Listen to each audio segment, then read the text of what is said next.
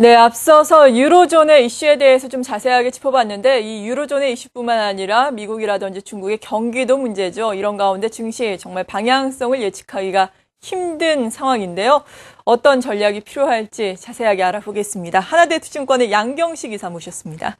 안녕하세요. 네, 안녕하십니까. 네, 정말 요즘 상황을 보자면은 출구가 보이지 않는 미로 한가운데에 서 있다라는 느낌이 드는데요. 먼저 네. 현재의 시장 상황 어떻게 보시나요? 예, 위기가 계속해서 좀 실마리를 잡아가는 듯 하다가 다시 위기가 네. 반복되고 있기 때문에 투자자 입장에서 굉장히 지금 곤혹스럽고 괴로우시고 그다음에 짜증날 수 있는 그런 상황까지 지금 현재 이르고 있는 상황입니다. 앞서서 말씀을 들으셨던 것처럼 유럽의 재정 위기의 근본적인 원인이 세 가지 위기가 동시에 벌어지고 있는 상황입니다.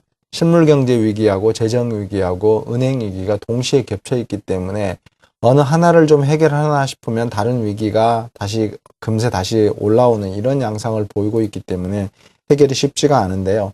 최근에 다시 지금 그리스의 디폴트 우려하고 스페인의 전면적 구제금융 우려, 그다음에 이탈리아로의 확산 우려, 기존에 반복됐던 이슈가 또 반복이 되고 있다고 말씀을 드릴 수가 있겠고요.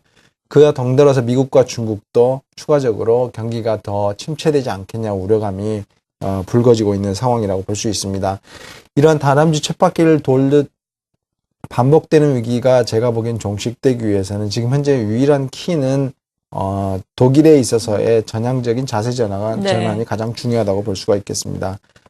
그런데 그런 부분이 지금 현재 제가 보기엔 시간이 갈수록 그런 부분으로 갈 거라고 보고 있는데 그 가는 시간까지의 여정에서는 굉장히 고통스러운 과정은 남아있는 게 아닌가 싶습니다. 단기적으로 그럼에도 불구하고 시장 안정을 위해서 뭔가 조치를 취할 것으로 예상을 하고는 있는 상황이고요. 그렇기 때문에 극단적인 상황을 예상할 필요는 없을 것이라고 판단을 하고 있습니다. 그렇지만 여전히 혼란은 좀 더 지속될 수밖에 없다는 점에서 보면 안고 가야 할 짐이라고 판단이 됩니다. 네. 앞서서 전문가께서 일단 시장을 잠재울 만한 열쇠가 되는 것이 ECB의 스페인과 또 이탈리아의 국채 매입이라고 말씀해 주셨어요. 이러한 네. 부분에 대해서는 어떻게 생각을 하세요? 그렇습니다. 굉장히 중요한 이슈거든요. 왜냐하면 지금 현재로 보면 유로권 전체가 지금 현재 통화는 통합이 돼 있지만 재정이 통합이 돼 있지 않기 때문에 이 문제가 지금 현재 불거지고 있기 때문에 은행 동맹을 넘어서 재정 동맹으로 가기에 가장 중요한 촉매제가 필요하다고 판단이 되는데 그 부분에서의 초기 과정이 제가 보기에는 위기 국가들이 지금 현재 단기적으로 위기를 겪고 있는 스페인과 이탈리아의 채권에 대해서 ECB가 적극적으로 채권을 매수해 주는 것, 이게 굉장히 현실적인 대안이라고 볼 수가 있겠고요. 그런 움직임이 보이게 되면 금융시장에서는 유로존 전체가 정말로 은행동맹과 재정동맹으로 넘어가려고 하고 있구나라는 사인으로 받아들일 가능성도 있다고 보고 있는 상황입니다. 그래서 그 부분에서 굉장히 중요한데 여전히 지금 현재 ECB가 그런 결정을 내리고 있지 않은 상황이라고 볼 수가 있겠습니다. 그래서 쉽게 말하면 미국에 있어서의 금융위기가 있었을 때 페드가 최종 대부자 역할을 했던 것처럼 얼마든지 많은 국채들을 우리가 사줄 수 있으니까 시장에 염려하지 말아라, 이런 사인들을 보내는 게 가장 중요하지 않을까 싶은 생각이 들고요.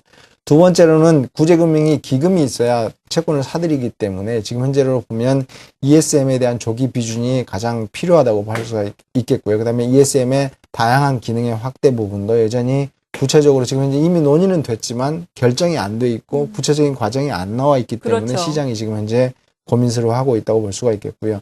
맨 마지막 단계로 유로본드에 대해서도 시장은 관심을 가지고 있는데 당장에는 안 된다고 제가 여러 번의 말씀을 드렸습니다만은 유로본드의 발행을 검토하거나 아니면 이러이러한 프로세스를 가지고 유로본드를 만들어내겠다고 하는 로드맵이 나온다면 시장은 오히려 굉장히 조기에 안정을 찾을 수 있지 않을까 싶습니다. 네, 그렇다면 말씀해 주신 이런 조치들이 나오면서 시장이 좀 안정을 찾는다면은 미국이라든지 중국에 대한 리세션에 대한 우려도 조금 잦아들 수 있을까요? 아니면 이건 좀 별개의 문제인가요?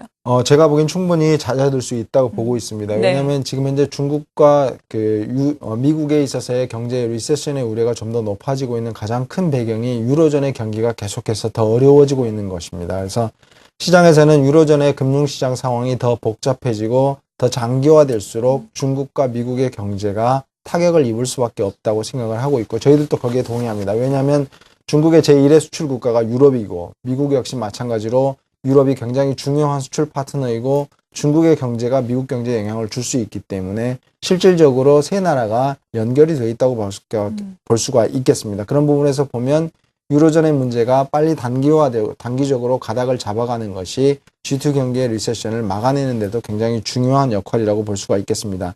물론 실질적으로 보면 연말까지만 놓고 보면 유로 경제가 지금 현재의 상황을 유지한다고 하면 미국과 중국 경제는 생각한 것보다 그렇게 아주 나빠질 것 같지는 않아 보입니다. 예. 그렇지만 시장이라는 게 기대를 먹고 살기 때문에 추가적으로 유로존이 안 좋아지게 되면 그에 대한 기대마저도 없어질 수 있기 때문에 시장이 더 불안해질 수 있게 되고요.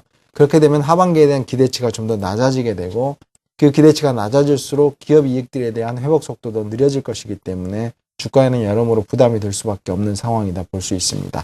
네. 이런 가운데 G2도 또 경기가 계속해서 좋지 않다 보니까 특히나 중국을 중심으로 경기 부양책을 계속해서 내놓고 있는데요. 예. 물론 이것이 효과를 발휘하려면 시차를 둬야 되겠지만 언제쯤 정말 효과가 나면서 펀더멘털이 개선될 수 있을까요? 예, 일반적으로는 금리가 인하가 되거나 양적 완화가 있으면 2, 3개월 뒤에는 펀더멘털에 일정 부분 영향을 주도록 되어 있습니다. 근데 네. 그 영향을 주는 데 전제 조건이 뭐냐면 경제 주체들이, 그러니까 쉽게 말하면 소비자들이 그에 대한 것에 대한 인식들을 공감해야 된다는 측면이 있습니다. 그래서 금리를 내렸기 때문에 2, 3개월 뒤에는 경제가 좋아지겠으니까 나의 생활도 좋아지겠구나 이런 기대감이 있어야 되는데 그 기대감을 막아버리는 것이 유로존의 위기가 계속되는 것은 그 기대감을 낮추기 때문에 네. 사실은 최근 들어서 양적 완화가 계속되고 있지만 그게 주가 상승에 결정적인 모멘텀으로 작용하지 못하고 있는 이유도 바로 거기서 있다 이렇게 말씀을 드릴 수가 있겠습니다. 그래서 제가 보기엔 중국은 추가적으로 금리를 내릴 것 같고요. 미국도 추가적으로 기준금리를 초저금리로 유지하는 기간을 2014년에서 2015년까지 연장할 가능성도 있고 경우에 따라서는 QE3 가능성도 있고 우리나라가 8월 달에 연이어서 2달 연속으로 금리를 내릴 가능성도 제가 보기에는 있다고 보여집니다. 네. 그렇지만 문제는 그 효과가 일시적으로 그치지 않고 보다 주가의 근본적인 모멘텀이 되려면 유로존의 상황들에 대한 기대치들이 좀 더 소비자들에게 높아져야 되는데 아직까지 그런 부분에서 그 기대가 낮다는 점이 양적 완화가 여전히 주가 지수의 하단을 받치는 정도의 역할밖에 아직은 못하고 있는 아쉬움이 남는다고 볼 수 있습니다. 네, 역시나 시장의 중요한 키는 유로존의 이슈가 되겠는데 유로존에서 앞서 말씀해 주신 여러 가지 해결책이 정말 구체적으로 나오기 전까지는 시장이 많이 출렁일 것 같습니다. 그렇다면 시장의 지지선이라고 해야 될까요? 지지선은 어느 정도로 생각을 하시는지 지수의 흐름은 어떨 것으로 보세요? 일단 지수는 하단 테스트 과정이 계속 전개가 될 거라고 보고 있기 때문에 네. 단기적으로 변동성은 좀 있다고 보셔야 될 것 같습니다. 근데 문제는 지수의 레벨이라고 볼 수가 있겠는데요. 지금 현재로 보면 우리나라 지수는 7월 달 들어서 오른 게 없습니다. 근데 독일이나 미국 같은 지수는 지금 현재 7월 달 들어서 플러스를 기록을 하고 있기 때문에 상대적으로 우리나라 지수는 미국과 독일 지수에 비해서 많이 올라있지 않고 오히려 빠져있는 상태이기 때문에 제가 보기에는 약간의 디커플링이 있지 않겠냐 이런 기대감은 가지고 있고요. 네. 그렇기 때문에 추가적으로 우리나라 증시가 급락할 가능성에 대해서 아직까지 그렇게 높게 보고 있지는 않은 상황입니다. 물론 P가 오늘 급락을 했다면 만약에 1700선 중반에 내려가게 되면 리먼 파산 수준까지 내려가기 때문에 굉장히 P는 낮아져 있는 상황이라고 볼 수가 있겠습니다. 그래서 저희가 보기엔 시장에 따라서 일시적으로 급락 가능성을 배제할 수는 없겠습니다만은 1800선 아래는 절대적인 저평가 구간이라고 아직까지 생각을 하고 있고요. 네. 1700선 초반에서는 지지력 발휘가 가능하지 않겠냐 싶습니다. 그래서 저는 개인적으로 저번에도 말씀드렸던 것처럼 1740선 정도가 중요한 포인트다 이렇게 말씀을 드릴 수가 있겠고요. 그렇지만 유로존 상황의 변동성이 워낙 심하고 저희도 예상하기가 좀 어렵다는 점에서 보면 당분간 극심한 변동성에 대해서도 시나리오를 가지시고 시장을 대응하시는 것이 필요할 거라고 생각을 하고 있는 상황이고요. 만약에 하단에 대한 지지력 테스트 과정이 끝났더라도 시장이 곧바로 다시 상승 반전할 수 있느냐?